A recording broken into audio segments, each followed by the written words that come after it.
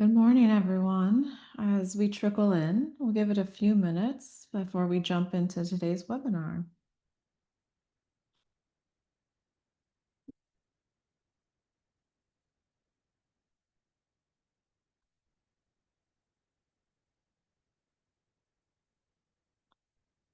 As people are trickling in for DCFS staff, if you can please put your name and employee ID in the chat box for training credits.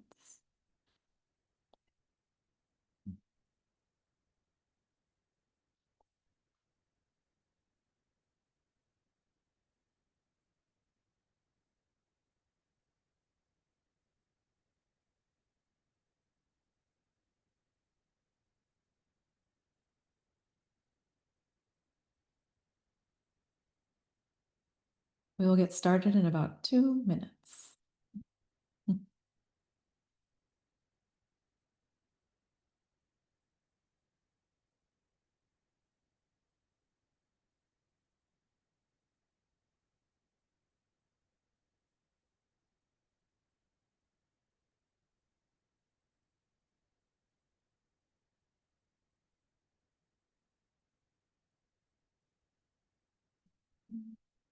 Those trickling in, I'll say it again, I'll say it a few times for DCFS employees.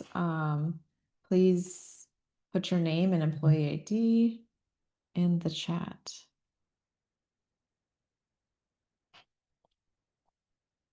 For non-DCFS employees, there is a certificate of completion available as well, and I'll share more about that in a few minutes.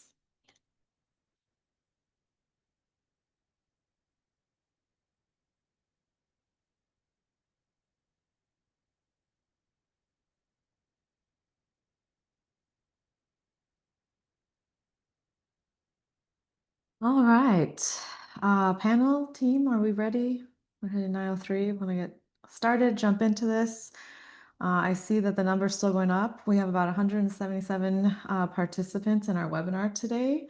So let me just start with a very healthy good morning to everyone, and welcome to DCFS's Young Children in Care Birth to 5 program and LA's Best Baby Networks partnership. And we are proud to present our home visiting webinar number 2.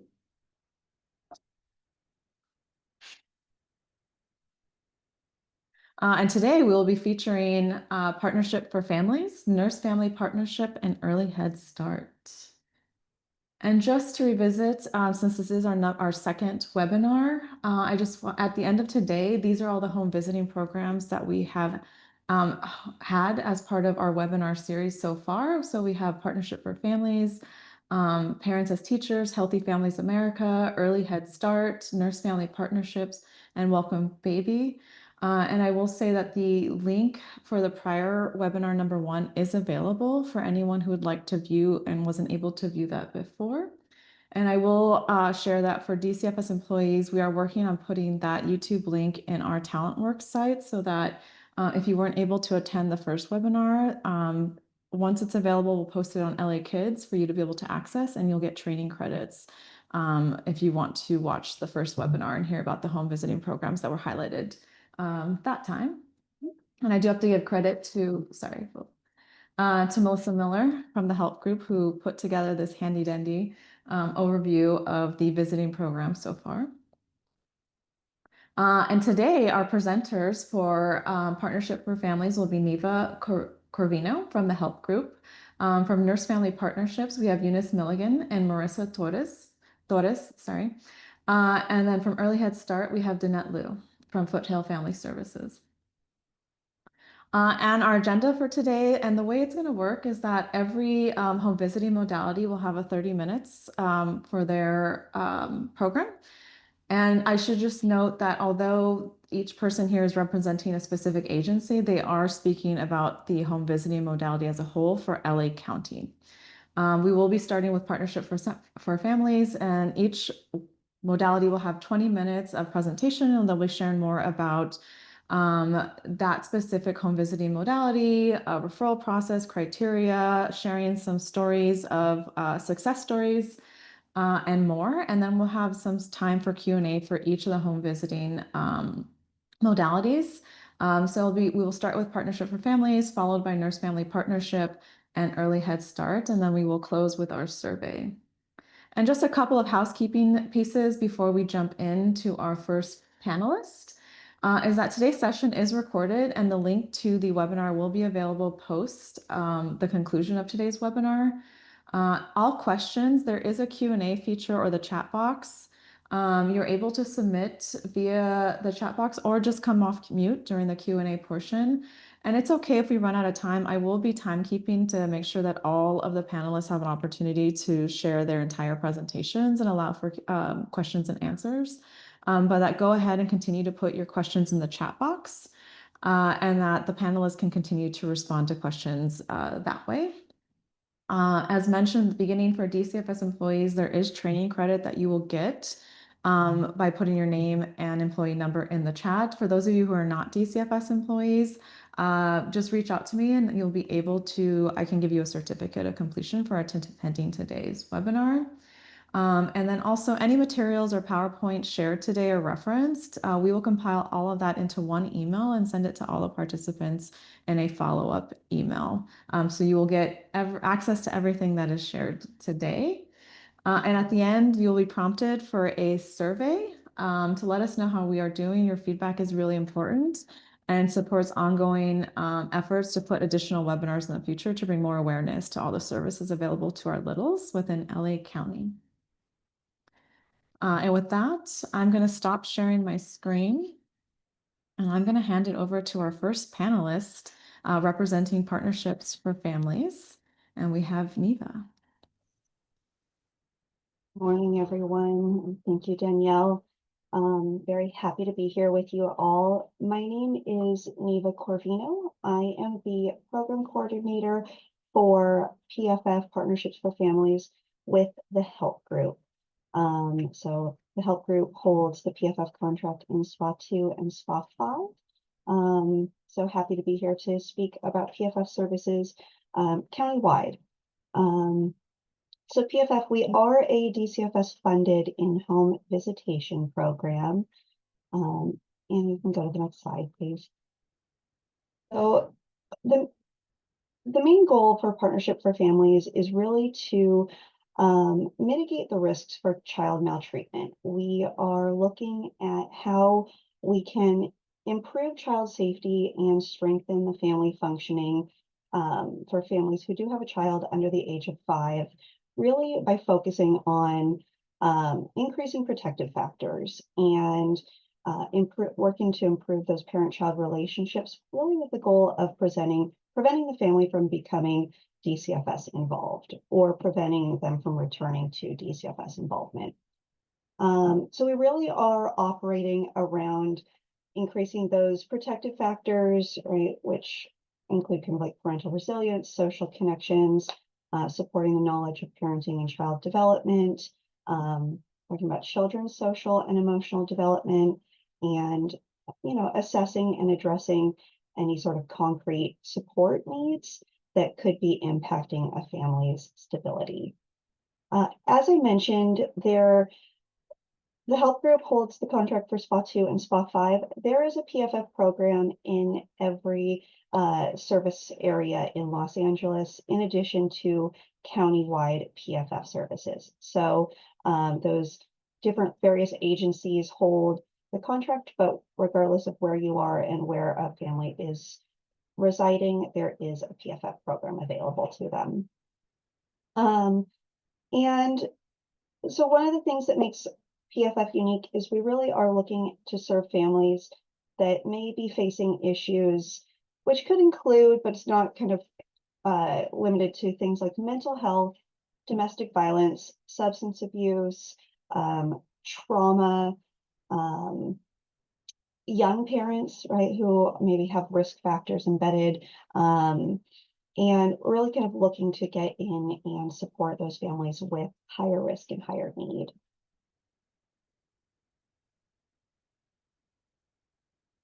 Some of the benefits of referring to Partnerships for Families. So families learn how to really strengthen their family unit and, as I mentioned, reduce those risks related to child safety and well-being. We're really looking at that through how do we nurture parent-child relationships, focusing on attachment and bonding, bringing awareness to parenting styles, communication styles, providing families with things, parenting support, maybe psychoeducation on factors that maybe increase their risk, maybe got them involved or on DCFS's radar and identified as maybe needing additional support, right? We're helping families to understand child development, right, and age-appropriate expectations, and also, right, helping families manage stress, as we know that when parents are stressed or there is more stress in the home, that can create some instability and may lead to other things occurring. So every family does start out with a kind of thorough assessment of their strengths, what's working really well, in addition to maybe what needs they might have, what supports they're looking for, right? So if we, as PFF, if we don't provide these services directly, we will also link families to other specific services, things like individual therapy, anger management, domestic violence counseling. We refer a lot of families for assessments with regional center and also identifying additional community supports.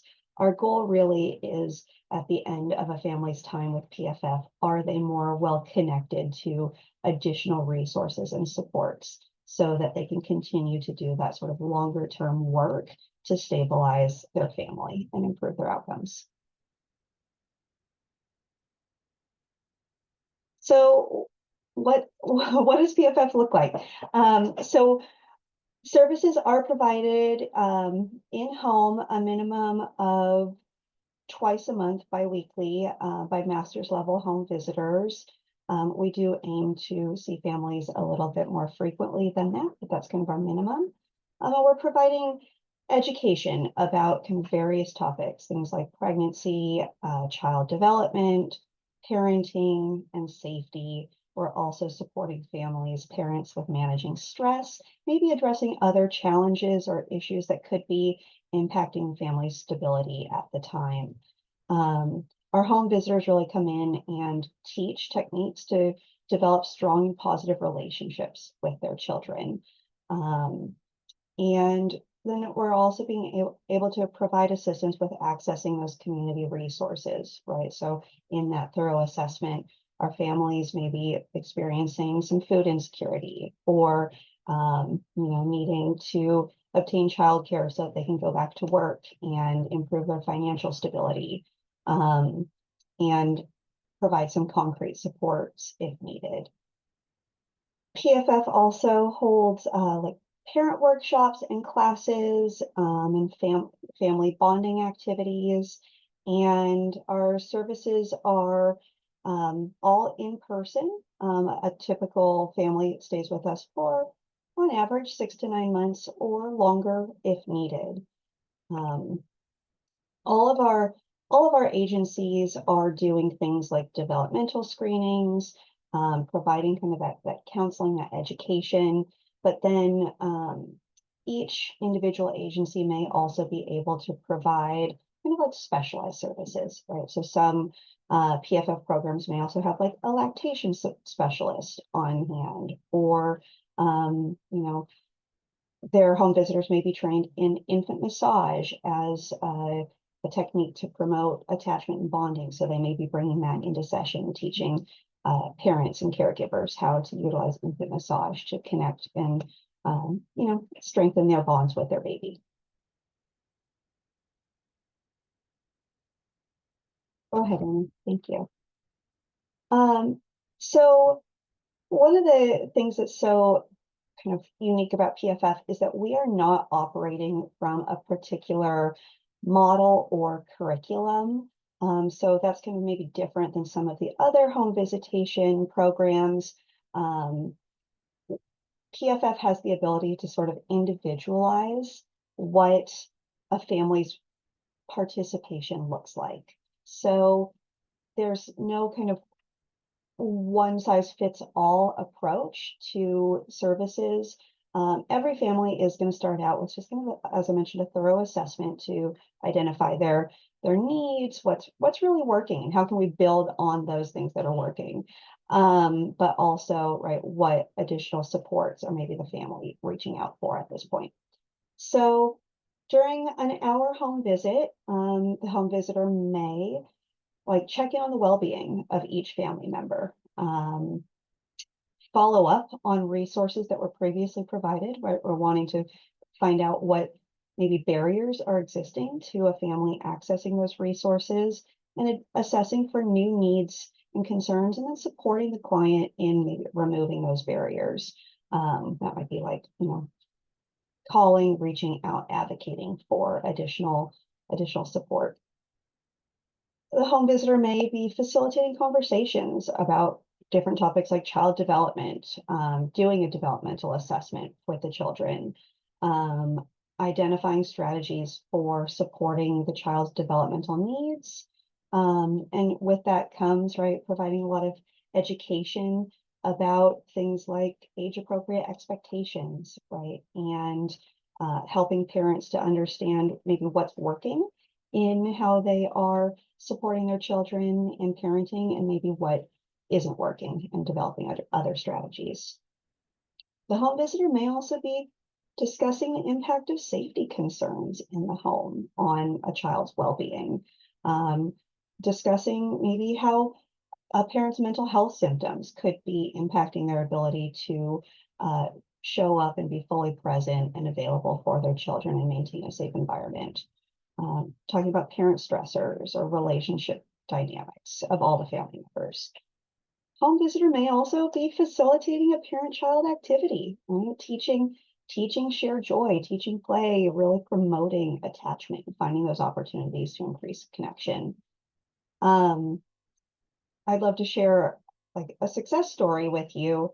So, right, one of our families, DCFS referred family, they came to us because there were allegations of domestic violence. Mom had secured a restraining order. This is a mom with a kind of like young child, about 1.5-year-old. Initially, mom was really kind of fearful. She didn't want to go out into the community, so there was a lot of isolation. She was keeping her daughter indoors, not really like having much of a routine, and the environment wasn't very child friendly. But mom was committed to participating in the program. She met with our home visitor almost every week, really consistently. And during that time, our home visitor really focused on just building trust, building rapport, and mom was receptive. So they would talk about child development, right? Our home visitor would bring books and encourage mom to read to her child. They would talk about kind of what the child is doing and how to create an environment in the home that would support the child's development. So that meant maybe addressing how to safety proof, right? Removing candles, kind of reducing tripping hazards because the child was learning how to like navigate their gross motor skills. They did infant massage together as a way of really connecting and promoting that bond. Mom also was taught coping skills to manage her own stress and overwhelm. She spent some time talking with the home visitor about how she was parented and how that's kind of coming up in how she's relating to her child. And mom also started to address her own physical health needs. She started going to the doctor, and through the support of our case manager, she obtained transportation to take her daughter to the doctor. They also were connected to legal aid to support around like custody issues, and they were connected to individual therapy.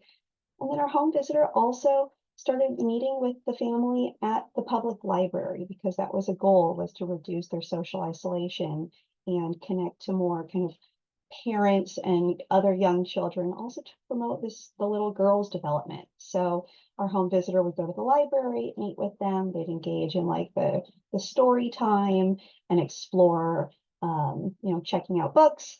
And now mom takes her daughter regularly, right? After a few times of doing that with our home visitor, mom was able to do that on her own. So that was a huge success, right? In the 6 months that she was with us, mom made a lot of changes and really, was able to sort of reflect on how she wanted to parent and her child in the future.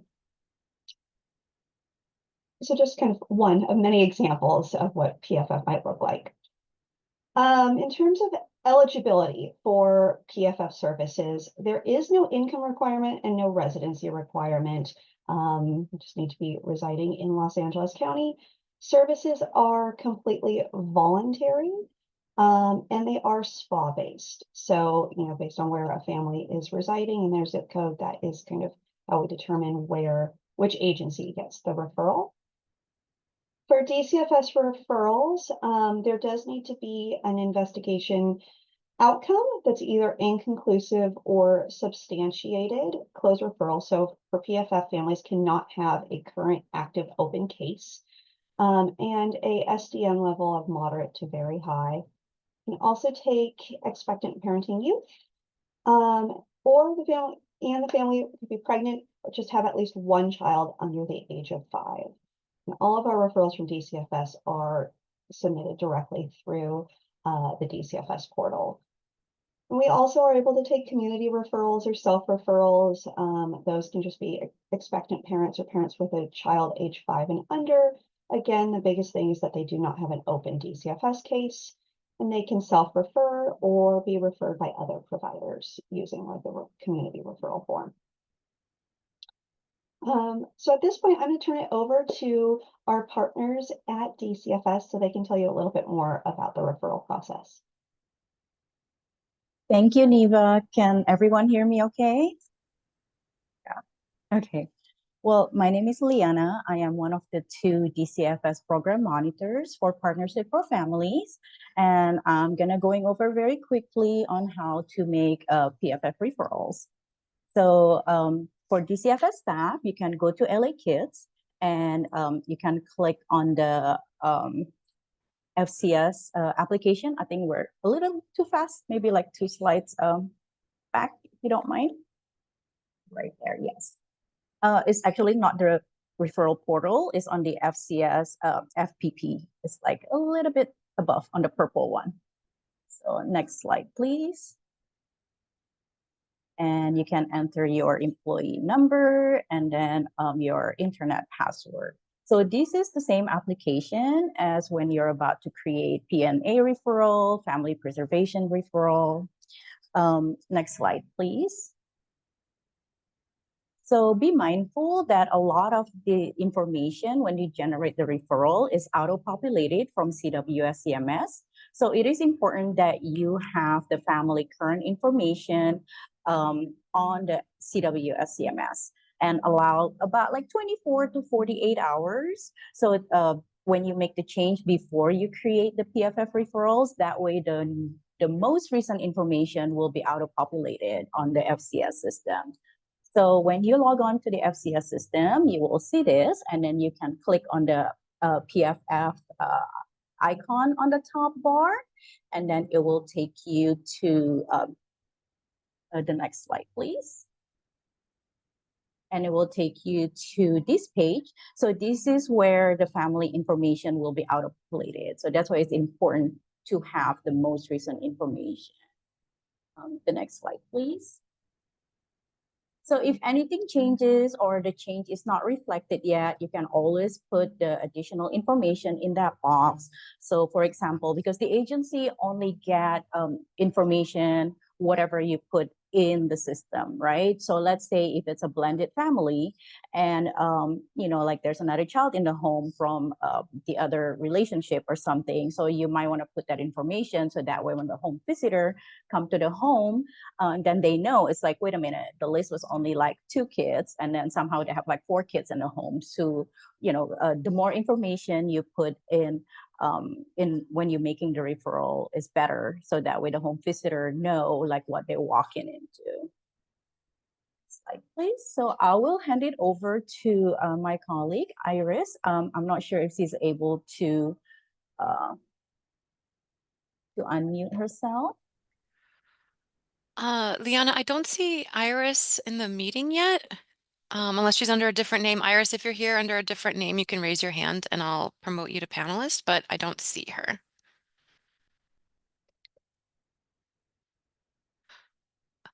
Oh, here we go. Okay, she was under your name too. Okay.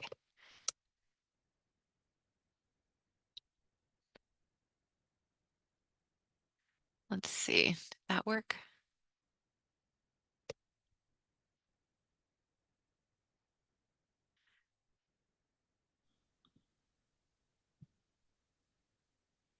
Oh, I show up as Liana. That's weird. Oh, there we go. That was okay. Sorry about that. Thank you so much. This is weird. So sorry. I don't know why it shows as her name, but good morning, everyone. It doesn't look like I'm going to be visible, huh? I see my reflection. Good morning, everyone. My name is Iris Aguirre. I am another program monitor for Partnerships for Families. And I will be here we're sharing, I'll go over the slide now. Here we're sharing our PFF flyer, where it shows the eligibility criteria, as well as lists all of the agencies that provide PFF services by SPA. We have 10 agencies providing PFF, and 2 of those agencies provide countywide services, specifically to American Indian, Alaskan Native, and also to the Asian Pacific Islander population. There's a community referral process as well, where families can be referred by a provider or self-refer. And it's as simple as just walking into an agency or contacting the agency based on the zip code where the family resides. Next slide, please. So here are the listing of zip codes. And again, we list the SPAs. I wanted to make this special notation that as at the moment, it's just a recent thing where SPA 6 and SPA 8 are on a hold. Until further notice, it should be soon. But at the moment, those 2 SPAs are on hold. If you have any questions or have to refer to any of those agencies, please don't hesitate to contact us. There's these 2 numbers, Melissa and Neva, at the bottom of this slide.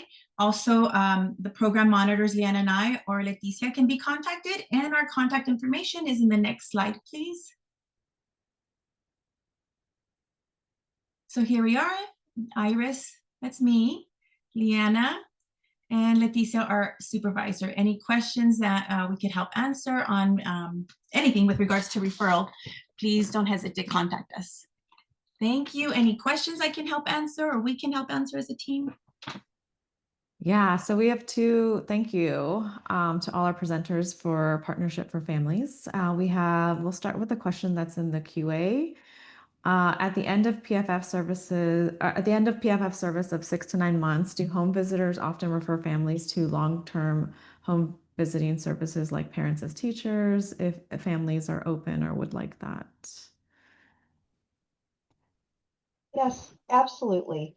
So often our families find that they really enjoy having a home visitor come to support them with their children, and maybe after we've sort of been able to get in and address maybe their immediate needs, immediate concerns, really kind of stabilizing things. Their parents are maybe more ready and available to really focus on their parenting as the soul of it. So we do often refer to other home visitation programs at that point, so that, right, like parents as teachers can come in and utilize their curriculum. We're always wanting to make sure that our families aren't being left at the end of services without something else in place. Next question I see in the chat is, does this visitation program take the place of family preservation, or would it be an additional support? And I do think this is an important question because there's a uniqueness to PFF and so I'll leave that to the panelists to answer this. I can try to answer that. So the difference between family preservation and PFF is that family preservation required an open DCFS case versus PFF not having DCFS case open, because our goal is to prevent family from further involved with the department, whether in the like voluntary case or court case. So PFF, no open DCFS case, FP, open DCFS case. Yeah, and I'll just add to that piece too for PFF, is that it has to be high risk, right? There's some other criteria on the referral for the We usually get our referral from the front end, from the emergency response section. So the SDM risk level need to be at least moderate to very high risk, and the family need to have children like 0 to 5-year-old or expecting a child, and also substantiated or inconclusive allegation referrals. Another way DCFS can tap into PFF is for EPY youth, for like the back end folks, for like if you have youth who are expecting and DCFS is not planning on open a case for the baby or the newborn baby, you can refer this youth to PFF as long as there's no open case for the newborn child or the babies that are about to be born. Yeah, and that kind of leads into the next question that I see in the chat is, can we refer an AB12 client if they do not have an open case for their child? So yes. Yes. And yeah. you don't need to submit like the SDM risk level because, you know, it's usually relating to the EPY or the AB12 youth parent, right? The SDM risk level. So you don't require to submit those, or the investigative narrative. Yes. Next question I see here is, would the majority of your referrals also come from hospitals? We do get a lot of referrals from hospitals, either through like the labor and delivery department, or, you know, there's like Welcome Baby program, may refer over to us for kind of longer term, more in-depth support. Maybe, you know, mom just gave birth and is reporting some postpartum depression, postpartum anxiety, difficulty bonding with her baby. Yes, absolutely, we get them from referrals, but we can also take them from other community organizations, right? Sometimes mental health providers, sometimes, you know, just childcare providers, and the parent kind of mentions that they're struggling. And then families can also just hear about us kind of word of mouth and self-refer. Yeah, through the community pathway process. Just looking at time, there's one question in the QA, and then panelists, if you guys can continue or don't mind to continue to answer the questions there's more popping in the chat. So the last question for right now, out loud, is what outcomes do the PFF organizations look for to evaluate the program?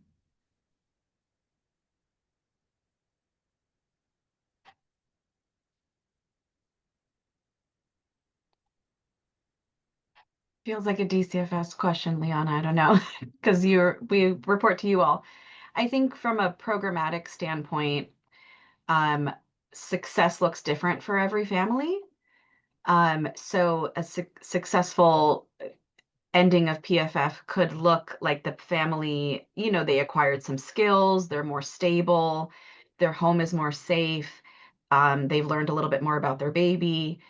So it really varies for every family, case by case. But as far as programmatically PFF, I don't know, Liana, you can speak to it, but we're also looking at improving protective factors and just kind of overall family functioning. And I guess on a more global scale is recidivism, that they don't come to DCFS or return. So. Yes, agree to that. So our hope is for families not getting like further involvement with the department, whether like a repeated referral investigation or open case with DCFS. However, we do see like community families who feel the benefit of the program.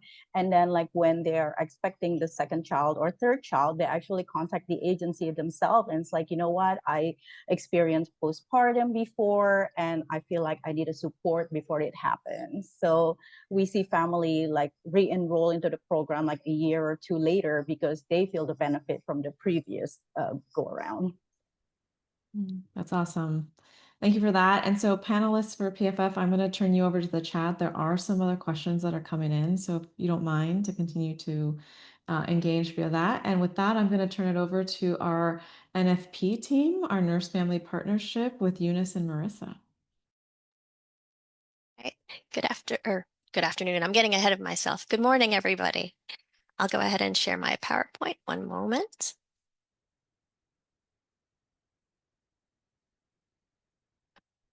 Can everybody see my PowerPoint? Okay. So thank you so much. Let's go ahead and get started. Again, good morning, everybody. My name is Eunice Milligan, and I am the Assistant Program Specialist for the Nurse Family Partnership Program here at LA County DPH. And with me this morning is Marissa Torres. Marissa, if you want to just wave hello to everybody. She's our home visitor that will be sharing some success stories today with us, just so that you can get an idea of what it looks like to be at a home visit and what a success could look like. Okay. All right. So this is the plan for today's presentation, just so that you are aware. At the very end, we did include some DCFS Q&A that was provided to us by the consortium as well, and this will be provided to you all later on today. Okay, so what is the Nurse Family Partnership Program? It's a free, voluntary, evidence-based home visitation program that is offered to low-income, high-risk, high-need, and medically complex pregnant women. Who is eligible? Pregnant women residing in Los Angeles County and meeting low-income requirements. What are our goals?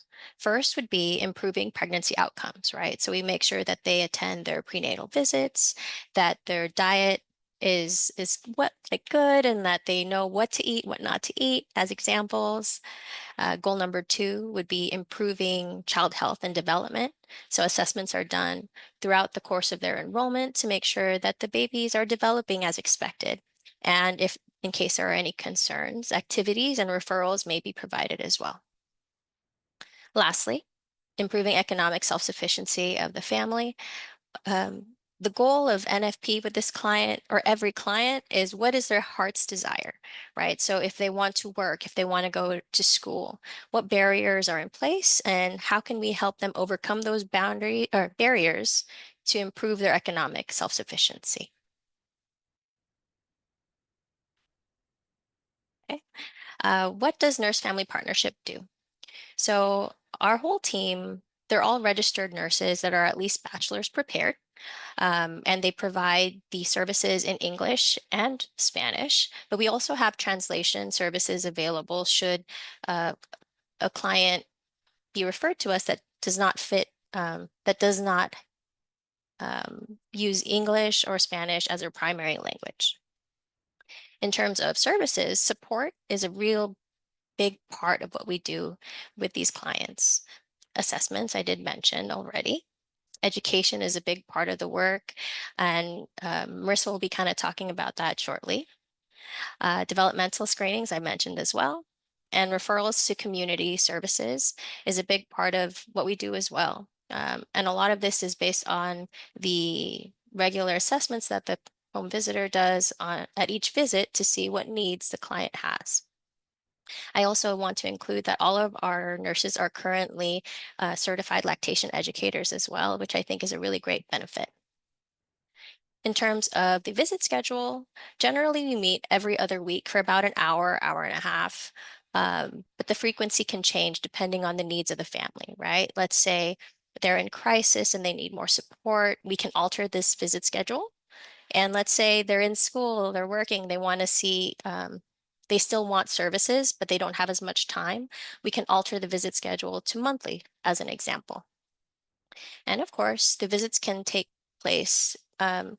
Generally, we hope that we can see the home at least one time, right? To do an assessment, make sure that it's safe for baby. We go over how to baby-proof the home. But in the very beginning, we're still trying to establish rapport. So visits can take place wherever the client is comfortable. We can go to Starbucks, we can go to the library. It really is just dependent upon the client. And if the client is currently unhoused, that doesn't stop us from providing services. We just meet them where they're comfortable. Okay. Next, I wanted to touch up on NFP program impacts. I mentioned on the first slide that we are an evidence-based model, and these are some of the impacts that have been seen in NFP. right? So 35% fewer cases of pregnancy-induced hypertension, 67% fewer behavioral and intellectual problems in children aged 6, as well as a 56% reduction in ER visits for accidents and poisonings, right? A lot of this is tied into education, supporting the families through these big points of transition, right? Previously, we were only servicing first-time pregnant mothers, but now we have expanded to moms that have their second, third, fourth baby. So long as they want support, we support the families. Okay, so what I'm going to go ahead and do now is introduce Marissa Torres. Marissa, are you ready to go? Yes. All right, here is wonderful Marissa.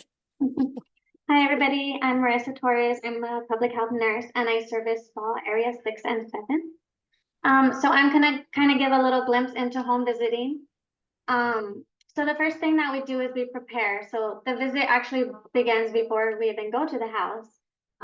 We confirm the visit with the client, usually the day before, if we can, and then we review the chart. It requires thoughtful reflection on our past visits. So what did the client need? What were, some of the things that they asked for or were inquiring? We also have program and funder forms that sometimes we have to do at certain time points, like 6 months, 12 months. This program is evidence-based and it is data-driven. And then we look at the care plans and the goals. What has the client been working on? Is the client trying to go back to school? Sorry, if you can hear that. Is the client trying to go back to school? Are we working on those goals?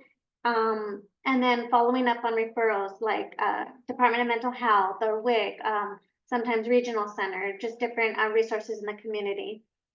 And then this also includes the nurse home visitor as well. Having what we call mindful self-regulation, where we try to be present in the moment when we're at the visit. We can do deep breathing, grounding, imagery, and self-talk. Sometimes, families have difficult situations, and a lot of times we walk into that, and sometimes we, as the nurse going into the home, we kind of get that energy, but we want to make sure that we're also preparing ourselves for the visit. Next slide, please. So once we get to the visit, after we find parking and everything, we greet the client, and we want to make sure that we're being culturally responsive also, respecting the client and their family and their culture. We address issues, concerns, how's it been since our last visit? Is there anything pressing right now? This is kind of just an overview of what a kind of a visit can be like, but right here, this visit can just change. If the client discloses IPV or, suicidal ideations, like this whole visit can just change like that. So, just being able to reprioritize our visit is also part of our visit. And then review and report. So how did things work out from our last visit? Were there any changes since the last time? Did you have to go to the ER? Did the baby have to go, urgent cares, or, was the baby sick or somebody sick? Things change and things happen in between visits. And then we like to do, of course, our assessment. So we do the 6 domains, to the right side, we do personal health, maternal role, life course, family, friends, environmental, and then health and human services. We don't necessarily go down a checklist for the most part, but we like to try to hit, in a dialogue, like, oh, okay, like, how's your health? Is everything going good? And we also do blood pressures. So like blood pressures and measurements. We do weights for mom. And then once baby's born, we also do weights for baby and head circumference and length to try to, to kind of see like is baby developmentally on track. And then we, like I mentioned earlier, we do have some forms sometimes. We do screenings, we do PHQ-9, for depression, GAT-7 for anxiety, ASQ, ages and stages, to check for baby developmentally, and then IPV screenings. Next slide, please. And then continuing, like we plan topics, so we reviewed topics that we talked about before. Maybe they were, maybe moms in pregnancy, we're talking about preeclampsia, what are the signs and symptoms? At every enrollment, I personally, and I'm most of the nurses, like to talk about, danger signs of pregnancy, when to call, or when to go in, if it's an emergency, and reflect on them. And then planning and goal setting. So even though the client may be already kind of working on a goal, sometimes something else comes up and they're like, oh, well, I want to do this, or, let's talk about this. So we kind of bring the visit together and what are we working on and what do we want to work on? And then choosing the next topics. Again, that kind of depends on what the client wants. And then also where's the client at in their, are they still pregnant? Are they postpartum? Is the baby an infant? Is the baby a toddler? Or is a child a toddler now? And then of course we want to always acknowledge and celebrate the small successes because those lead to the larger goals. So we're kind of like, we want to be, it's a partnership, like it's in the title, and we also want to, support them, and we want to cheerlead them because they're doing they're usually doing a great job. And then I personally like to schedule my next visit if I can, because I want to kind of like, okay, let's see, when are you available? When am I available? And, that way we kind of set our schedule up. Some considerations, like Eunice had mentioned, visits don't have to be at the house, but, somewhere safe if they need that. We try to be flexible. And then again, evidence-based and data-driven, where we build, as nurses, we build therapeutic relationships and partnerships with the families. And then we do highly recommend, incorporating fathers or male caretakers, to be involved, but it's if the client wishes. But we do encourage participation, reflection. We provide education. Dads have questions, of course, we're there for that. And we do also provide resources such as like support groups and advocacy groups to support fathers. Next slide, please. So these are just a couple of the what we call facilitators. They're basically education, like danger signs of pregnancy, high blood pressure during pregnancy. So we have some visuals going on. And then, even in infancy and toddlerhood, we still are providing these. I mean, I love this baby sleep safe versus unsafe. It's a visual where parents can see like, oh, okay, this is what the crib should look like. So this is education and prevention. So we want to try to prevent, things before they happen if we can. Next slide, please. And then collaboration. So if we do get like a phone call or we get contacted by a social worker, the best practice is for us to use the Family and Children's Index. I'm sure you guys are familiar with it. But basically, if you call us, we will most likely be like, okay, let me just verify you through this, through the system, just to make sure we're talking to the right person. And then what information can be shared. As you can see, I'm not going to name them all, but I just want to hit on the enrollment status part, because sometimes, well, a lot of times, if we get a referral from you, we will basically, if the client enrolls or doesn't enroll, we'll send a letter saying this client enrolled, this client didn't enroll. And then also sometimes we can't get a hold of the client. So we will reach out to you and be like, oh, you know what, I've been trying to get a hold of so-and-so. Do you have an updated phone number, an updated address, something like that? And if it's, if we can get it, we will. And then again, some of these things that have to do with parenting, schooling for the client, and things like that. Next slide, please. So I just want to share a quick success story. It looks long, but it's not that long. So I had a client, she's actually still my client. She's a 30-year-old Black female. She grew up in the LA area. She actually enrolled in NFP in May 2024 at 25 weeks. And she was already parenting 3 other children from ages 2 to 6. So she got a lot on her plate. During this, the client was concerned because she wasn't gaining weight during this pregnancy. And also this pregnancy wasn't planned. So this is baby number 4 that, just wasn't planned. In reviewing the client's 6 domains that we mentioned earlier, the client faced many challenges, and she's only been enrolled for 16 months. Her partner has been in and out of the picture. She had to move twice. She had her baby, and then a week after that, her mother passed away suddenly too. And then, child concerns. She was a single parent off and on. She lost her job. And then she had to go back to, she was a CNA, so she had to go back to get recertified. And then she got pregnant again, and then she terminated that pregnancy.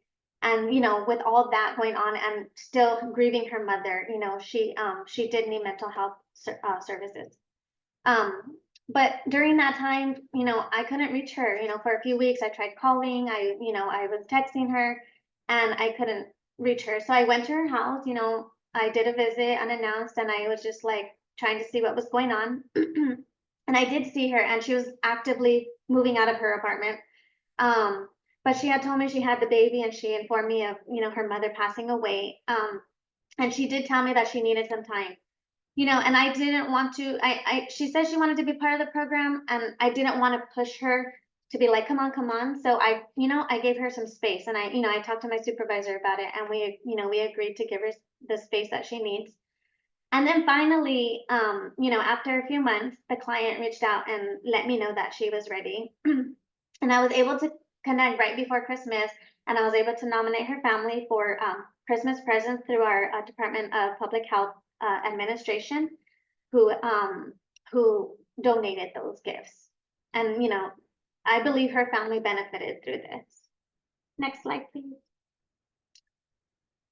But through this time, the client, was resilient. She was strong. She advocated for her family. And I could see that she was, trying to be the best mom she could be with the circumstances that she had. And it's important for us to build that rapport, from the beginning. This client allowed me into her home, where I provided support. I followed up between visits. I engaged her. I was consistent. So that, that helps, because clients, sometimes they need consistency. And then we provided referrals for assistance and being available. And I was able to help connect her with DMH, rental assistance, doula services, information about Medi-Cal, and then again, the adoptive family through our Department of Public Health. And then some of the goals we worked on was therapeutic communication, getting connected for glasses. It's the small things sometimes, nutrition, self-care, child safety and development, and then again, utilizing those mental health resources. So in this program, we use our nursing skills and judgment to help support client needs. And ultimately, she was going to do counseling, and she didn't want to continue because the counselor said, okay, I want to do a home visit now. And the client was like, no, I don't want a home visit. Like, I don't want anybody to come. And she was telling me, and I was thinking like, oh my God, like, she's been letting me in her house. Like, and not that I didn't want her to continue the group counseling, but I just felt like, what a special thing for me that she allows me to continue to come into her home. Next slide, please. So with that being said, after all these visits, baby turns 2, and then the client graduates the NFP program. And what is amazing about it is that, the client may feel fortunate to have this program and be part of this program. But at the end of the day, I feel personally, I said I wasn't going to cry. I feel personally that I'm the one who, is fortunate to have these clients and to actually work with these families and see the struggles that they go through, and, the day in and day out of, the daily grind is what they call it. But, as Winnie the Pooh would say, how lucky I am to have something that makes saying goodbye so hard. So with that, I'll give it back to Eunice. Thank you so much, Marissa. I told you she was wonderful. I did pretense with that, right? Thank you so much, Marissa. Okay. And so for the sake of time, I do have some videos here available that kind of go over some client stories, and this will be shared out. In case you have any issues with access, please let us know and we can share the link with you all. How do we refer? This confidential referral form will be sent as one of the attachments that will be sent to you all. The instructions are up here are yellow as to who you can send this referral to. Please complete it to the best of your ability. If there are gaps, that's okay. We can have a conversation. The most important thing is we get your information up here and the client's information down here. But please make sure you note if the pregnancy is confidential or not, so we know how to approach the referral, since this is very important. Of course, I'm sure you all could be aware, like, let's say if it's confidential and we speak to someone that's not aware, right? So we just want to be aware of that component. Brochures will be shared with you all as well in Spanish and English. And we do have an NFP overview for providers. I know we had a pretty short session today. In case you have any additional questions, we can go over that too. We do have some prepared Q&A, as I had mentioned earlier, regarding some of the common questions that are asked at the previous webinars. So I'll go ahead and this is included in the presentation for you all to see later on. And I also wanted to leave some time for questions so that we have a few minutes, as well as Marissa and I's contact information, should you have additional questions. Yes, thank you, Eunice and Marissa. And there's definitely some questions. One, starting with, I think if I'm going back enough or remembering it, about fathers, and can fathers be the primary parent receiving this support? I don't think there's anything that says that it's not possible. We really go based off of what's going on with the primary caretaker for the child.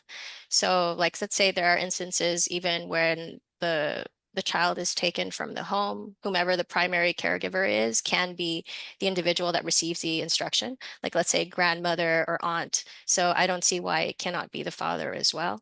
Of course, have a conversation with us. You know, don't ever say that father is not eligible. Let's have a conversation and we'll see what we can do. Thank you. The next question or kind of comment, I oftentimes submit NFP referrals, but don't get an update as to whether or not the client will be serviced. How long does it take for the parent to be contacted, and who can we call for updates as to the status of the referral? Generally, it's about a 2-week turnaround. It also depends on capacity of our staff in the certain areas. But there is a phone number that is available on the CRF that will be shared with you. You can call that phone number, or you also can email the email that's provided on the referral form, and we can provide you an update. And this next question I see here is, for NFP referral to be submitted, does it need to be an open court case and with DCFS? No, it does not. But they can have an open court case, so long as the individual is open and willing to have support. Since this is voluntary, you can go ahead and send a referral our way. No. And so yes, there's a comment about that. There was the perception or thought that they cannot have an open DCFS case. That is PFF. So these are the different home visiting programs. And I know it's a lot of different criteria to remember. So that's why we're recording these panels, so that we can always come back and reference some of the information that we're hearing. And just one question I had noted through this presentation is, can a referral be made post-delivery to NFP, or does the birthing parent have to be expecting? So they do need to be expecting at the time of the referral. But something that's good about DPH is that we do have other home visiting programs that the individuals can be connected with, such as Healthy Families America and Parents as Teachers. So if they are anywhere between pregnancy and having a child under the age of 3 and in need of support, we can connect them with a grant that can service them. And I see Anna, one of our LABBN partners, a couple times has posted in the chat the e-directory to the home visiting. That is something to have readily available, is that it's a consortium of a bunch of, or actually mentions here, 35 community organizations that are all home visiting models. And all of them are willing to kind of help navigate to get to the right home visiting model for that family, and depending on the criteria. that they have as another resource as well. Any other questions before we transition to our last panelist?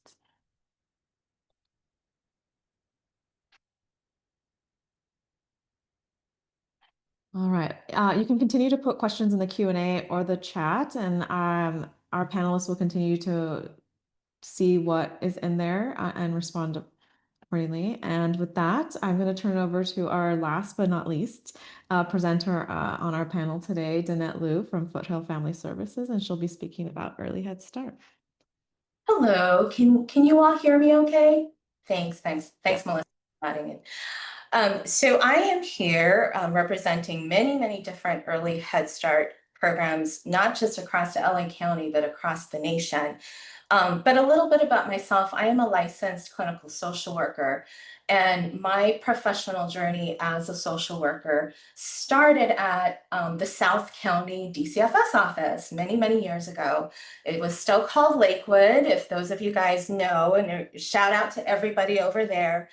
And so I just want to say a huge thank you to all that you do as social workers, because I just firsthand know, when I look back on those years of my life, it was the most challenging part of my journey, but also the most rewarding. So the fact that you're even here on a Wednesday morning in a webinar blows my mind, because I know I would have been writing a court report, doing a visit, rushing around the office and saying, oh my gosh, what am I doing? So just celebrating you and the amazing work that you all do as DCFS social workers. So next slide.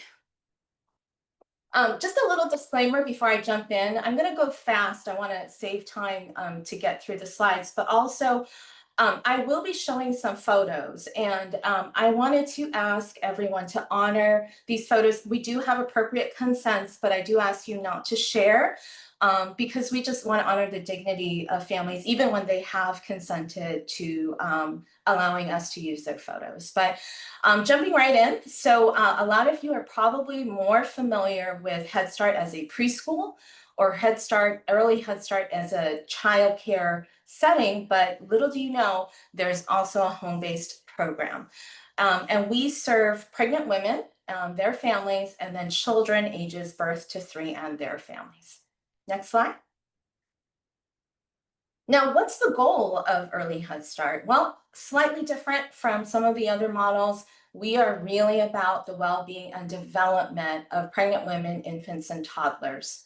And this is through home visits. And so some of those outcomes I've highlighted here, very much like NFP just shared, we are also about prenatal outcomes. But what you're going to hear is a distinction is that we do really focus on the child's early child development. And through that, because we understand family functioning is so important, of course, we serve the family. And then the ultimate goal is school readiness. Next slide. Let me know if I'm going a little bit too fast. Now, how often are families seen? So it is very prescribed. Early Head Start itself is an evidence-based model. So we provide weekly home visits. It's at least 90 minutes, sometimes longer. And then the other component is a group socialization, at least twice per month that is offered. It averages about 90 minutes. Next slide. So what happens on a typical home visit? So again, much like my colleagues, there's a structure, and you could already know if you have a child from ages 0 to 3 in your home, the very first basic sense of safety that they get is if you offer structure, right? You need that routine. So it's very structured. We do a quick home environment scan, and then a parent-child activity that's based on where the child is at. A lot of times, Early Head Start programs will use a research-based or evidence-based curriculum like Parents as Teachers to guide that planning. We also do what we call the Desired Results Developmental Profile Child Assessment. How I kind of see it is almost like a report card 3 times a year, and it kind of guides and tells the parent, hey, how's my child growing? How are they hitting those milestones? And what do we do to encourage that development? There's also some child health and nutrition screenings. And of course, the family's well-being, and lots of referral and language, including mental health. Next slide. Okay, so this might be a little different of a component that EHS, Early Head Start, offers, which is a group socialization. Sometimes I kind of simply call it kind of like your mommy and me, daddy and me, your family and me kind of class, where it's focused on the parent-child interaction and then giving these families a chance to socialize and to connect with one another. So what happens at this group socialization? Of course, number one, there's a familiar routine. So the kiddos know exactly what to expect when they come in. A lot of times our parents lead it. They get a chance to tell stories. It's rooted in the learning domains. And then what's really unique about the way groups are designed is at the very end, parents are included as part of that feedback session. And a lot of the content and design is based on what, you know, the caregiver or the parent would like to see. There's also a component of healthy snacks or meals, so that there's a teaching component going on for them. And then also parent leadership opportunities. So typically what an Early Head Start program will do is each group serves as a parent committee, and they actually elect officers to sit on a council that does quite a bit of high-level governing when it comes to the program itself. All right, so the meat and potatoes are the home visits, the group socializations. Now, what makes Early Head Start special is its connection to comprehensive services and this recognition that children grow up healthy and families do well, not just because we're focusing on the education piece, but because we're looking at the child as a whole. So that's why these three components are so important, right? We do health and nutrition screenings. We are required to really do our best to encourage parents to bring their children to well baby checks, get immunizations. We connect them to a medical home right away. We talk about insurance.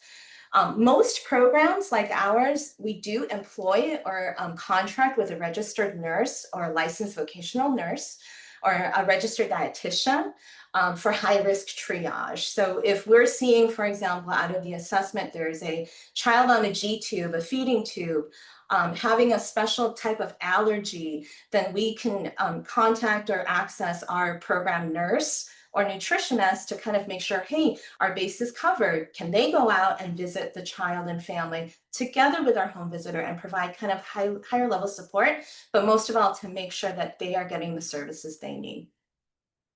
The other really important part is suspected disabilities. So after a child is screened, I know there's a lot of acronyms, the ASQ is ages and stages.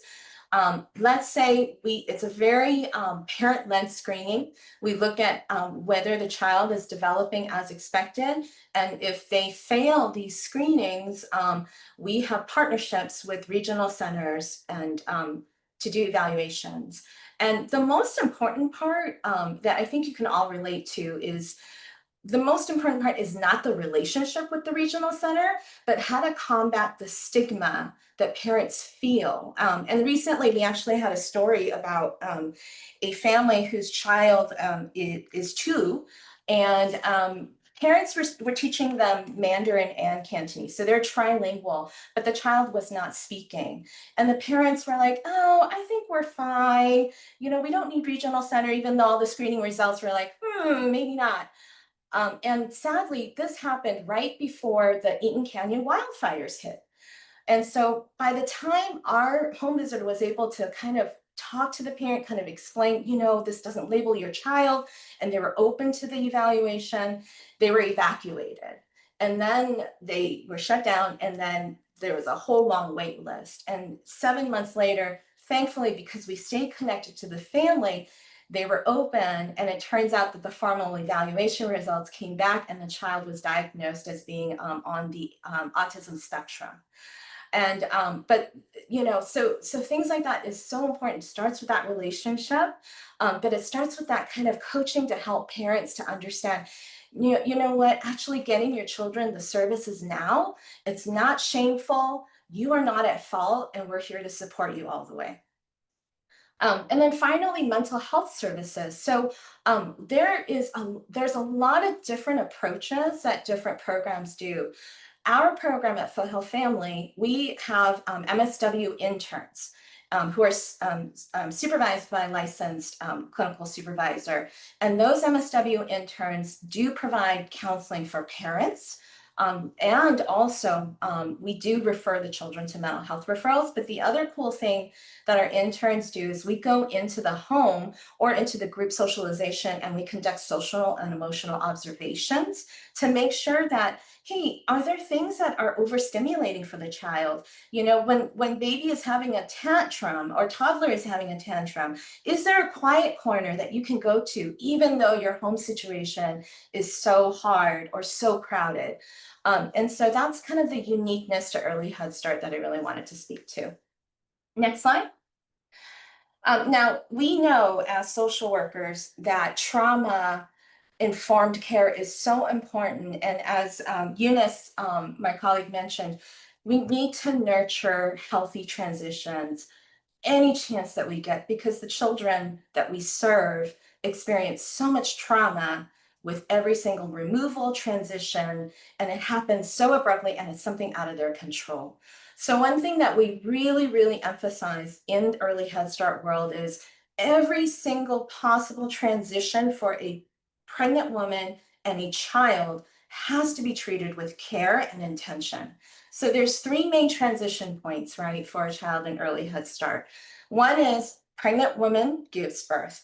What we do for a pregnant woman is we do conduct, one thing I'll emphasize is that our program nurse does conduct a postpartum home visit within 2 weeks just to check in. Hey, how are you doing, mom? How's everything going? Are there any things that you need to go back quickly to address with your child? And then the neat thing is that there's immediate enrollment and transition of the newborn into the home visiting program, no other paperwork required. The next big transition, of course, is when the child hits 2.5 years old, right? Early Head Start ends at 3, but no, we start working 6 months ahead of time to transition the family and the child to Head Start or a preschool setting. So we call it transition planning. We sit down with the parent, we explore their choices. Hey, mom, what do you want to do? And let's connect you to the neighborhood Head Start. Let's provide you with, let's say your child has a diagnosed disability. IFSP is another word for an IEP, if you're not familiar, when a child's 0 to 3 with Regional Center. We even have partnerships with Head Start, so we can sit down with them and have a transition meeting to make sure that the next program receiving the child and family is truly tailoring and supporting the child, kind of picking up the work where we left off. And then the final thing, which we've really seen a complete increase in, as a lot of you probably have experienced in the last 5 years since the pandemic, is, you know, a lot of our families are just not making ends meet. And so, you know, whereas, you know, for me, when I started maybe the program 15 years ago, we had a lot of mothers staying at home, but now everyone is going back to work. And what is the #1 need? Even myself, I need it, is childcare. So one thing that we really focus on is having those conversations.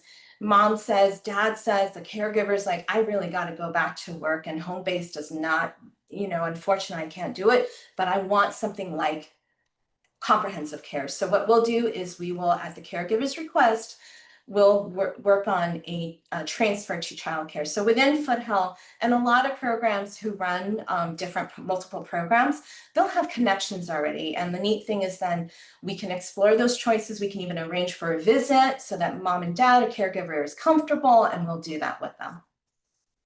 Next, I'm going to hurry it up a little bit. If you can go to the next slide. Okay, so who qualifies? So if a child is in foster care, homeless as defined by McKinney-Vento, or on any sort of public assistance, they automatically qualify. They don't need to be an open case, but if they do, they are in. And then if not, we do look at income. And the interesting change that has happened recently is that we can adjust the family's income if their housing expenses exceed 30%. So all you got to know, it's very complicated, you don't have to calculate it, is that If they're paying a lot for their rent or whatever their housing cost is, we can deduct it from their income. And then most people here in California kind of is a no-brainer. So next. All right, a question was about who the home visitor is. And so here I did list kind of the official education requirement. What you probably don't know is EHS home visitors are required to both have that early childhood experience as well as the family development side, because they're really wearing both hats as sort of the family services hat and the child development side. We see a lot of folks come in, they've done early intervention work, they've done ABA, and then now they're interested in home visiting. And then I wanted to let you know that their max caseload is 12 families. So their jobs are designed to provide that intensive support that you might not have the time to do. Next. All right, so I did kind of look at themes of the frequently asked questions. You'll see in this photo, fathers are very engaged and very welcome in our program. So we'll go to the next slide. All right, so what is the difference between Early Head Start and other home visiting programs? I think that the vision for Head Start actually was born in the 1960s. 1965, actually, we're celebrating 70 years this year out of the war against poverty. And so I don't know if you've heard the Head Start story, but it pretty much goes that, you know, in New York, in the Bronx, they were looking at the statistics of children in kindergarten, and they could pretty much predict that if a child did not do well in kindergarten, that predicted the outcomes for the rest of their lives. And that was extremely, extremely concerning. And so then Head Start was launched, an early Head Start back in the 90s with brain research. And so that really was talking about the program and the need with the primary client as the child. But of course, even though school readiness is the goal, it is a two-generation approach. And I think the other big difference, as I mentioned before, is there is a big significant parent voice that is allowed through the Policy Council. So I'll keep on going because I know time is running out. So what's the difference between Early Head Start and Family Pres? You know, I actually we have a Family Pres program at Foothill. I don't think I'm just gonna leave this for you to read if this is a question that you have when you receive this presentation.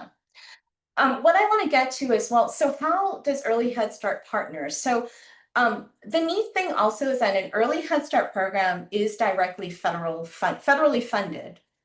And so, yes, if there is another program that is not directly federally funded, county funded, right, like NFP, or HFA, PAT, Select Home Visitation, we absolutely can co-enroll. And the most important thing that we need to do, of course, is make sure it doesn't overwhelm the family.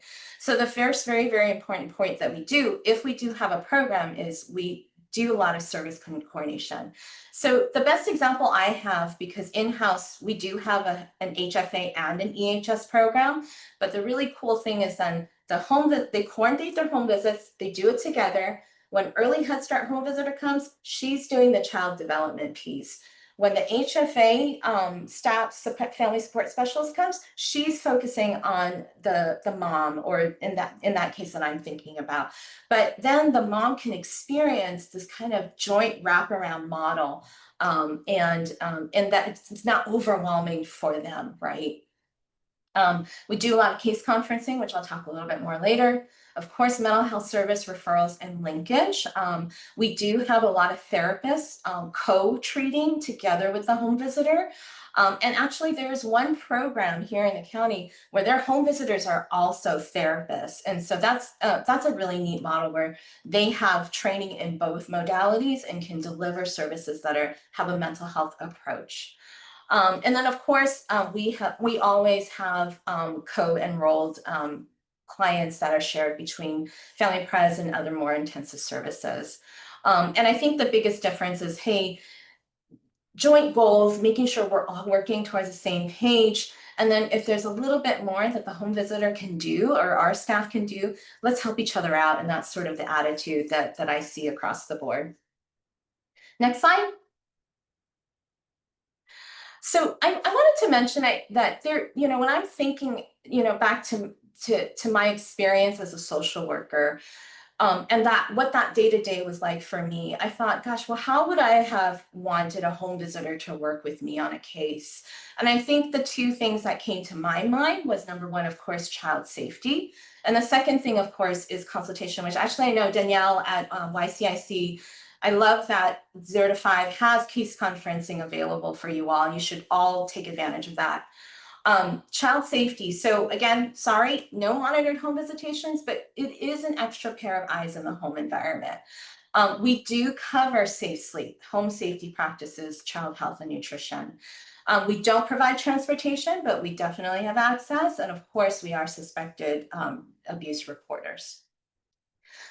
So I'm gonna rush through to the next story. And here's where I'd love to ask for your sensitivity in terms of the pictures. The story I'm about to share is not what you've been hearing. It really is a story where a child does not end up back with their family, but I think it's important to tell. You can go to the next slide. The story, and you know, all of us in our careers, you know, you've got those clients where you're just always going to remember them for the rest of your life. And Mia, for me, even though I wasn't the home visitor, I remember Mia, and if I ran into her today, she'd probably be like 20 years old. Anyway, so here is Mia. So Mia came to us actually after she was closed. You know, she was with mom, young mom, and they were in family preservation, and family pres was ending. So they're like, hey, let's refer them to early Head Start. And so we're like, okay. So long story short is we worked with Mia, and already there's some things that are like, what is going on at home? Because this child was 2 years and she was only 15 pounds. And you can see in the picture in the pink dress, 31.5 inches tall and unable to walk. A newborn can weigh what, 7 pounds, right? I know my child was a little bit underweight, but if you think about that's just grossly underweight. And all of you know, as in the field of social work and child welfare, you're already thinking failure to thrive, but that's one of the hardest things to kind of pin down, right? But I'm going to tell you what happened here is, you know, so we started to track, right? She was in the program and she just wasn't thriving. You know, you can see 6 months later, the photo of the yellow, you could just say that, no, she hadn't gained too much weight. Something was wrong. And that's when we actually called DCFS and started to talk. And actually multiple calls were made. And in this case, it really became a partnership where we were able to help our social worker do her job of looking into it. And then Mia was actually removed and placed in foster care. So the next slide.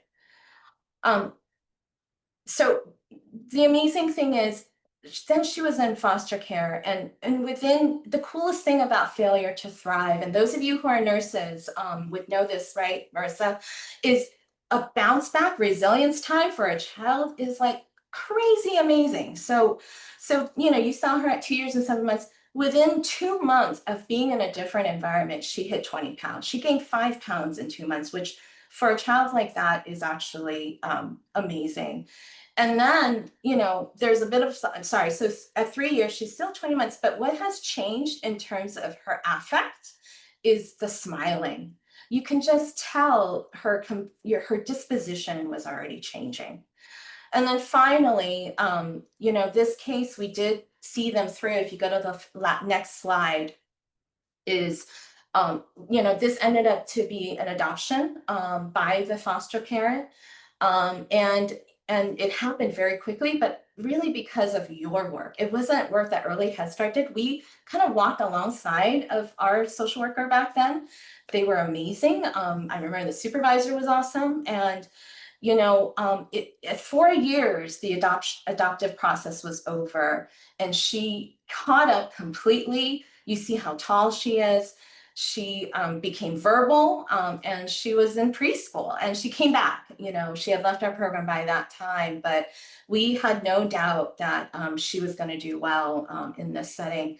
And so I share this story because you know, we all want our children to ultimately be safe and in a caring environment, but sometimes this happens. But the most important part is that constant working together and that partnership is just so, so important. So with that, I just want to really thank you. I think that ends, and we have a few minutes left for any questions. Yeah. Oh, yeah, sorry. This is just information for you.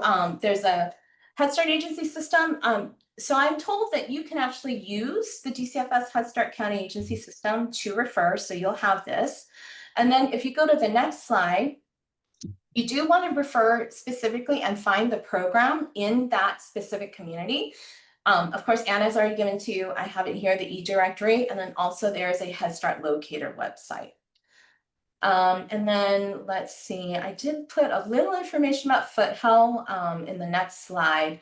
What we do, we're out in SPA 3. And I think one of those things that I wanted to encourage you to think about is, hey, even if you're referring to, let's say, a home visitation program, right? Just know that the agency itself probably has a lot of internal programs. So don't think about it as you're just making a referral to one program, but when you refer to, like, let's say the help group, right, for Melissa, you're really kind of helping them to join kind of like a supportive team of programs where then they have access to services across the board.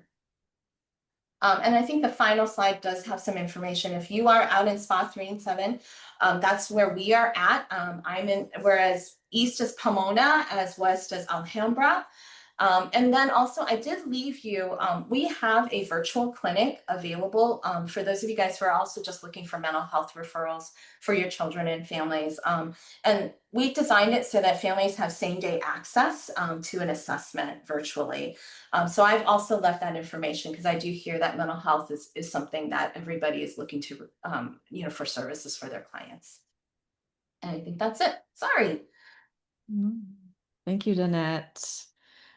Quickly, I know we only have a few minutes left together here. So the question in the Q&A is, do any of the home visiting programs offer, I'm assuming that says fentanyl education resources like Narcan, lockboxes, parent education?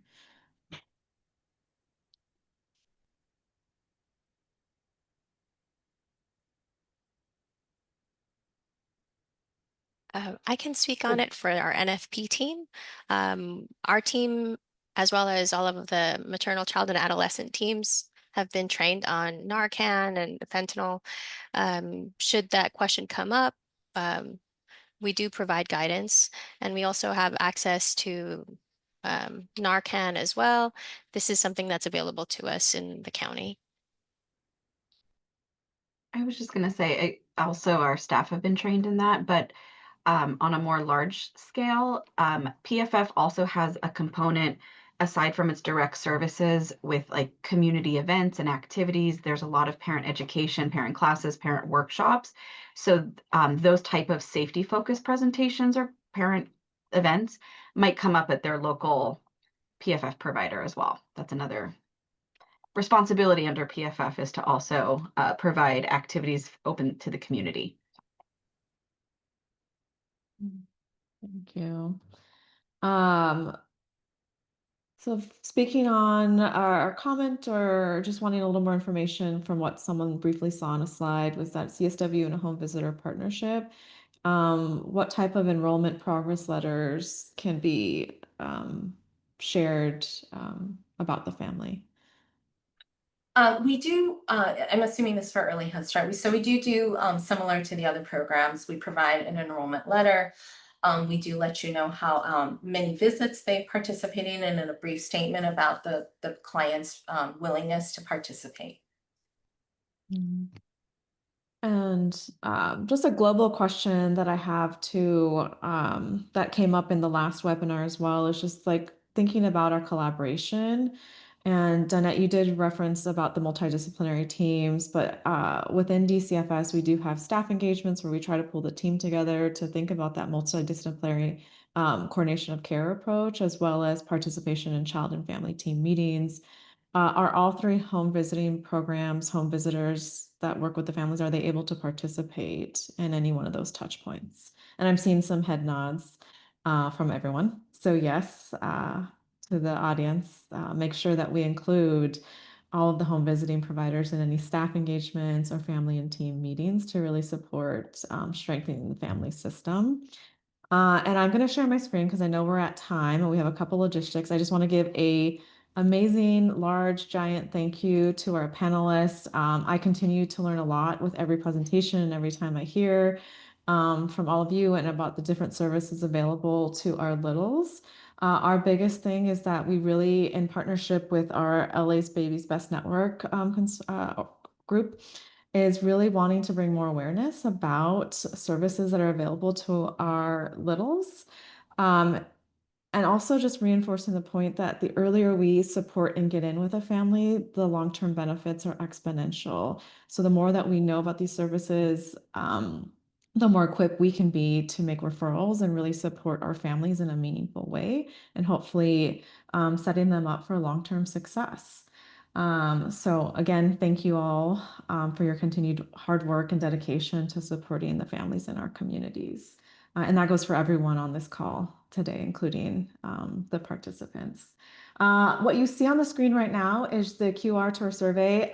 This is just a backup. As you start to leave today's webinar, you will be prompted for a survey. We really encourage that you fill that out. Your feedback is invaluable and really supports our next efforts in this work.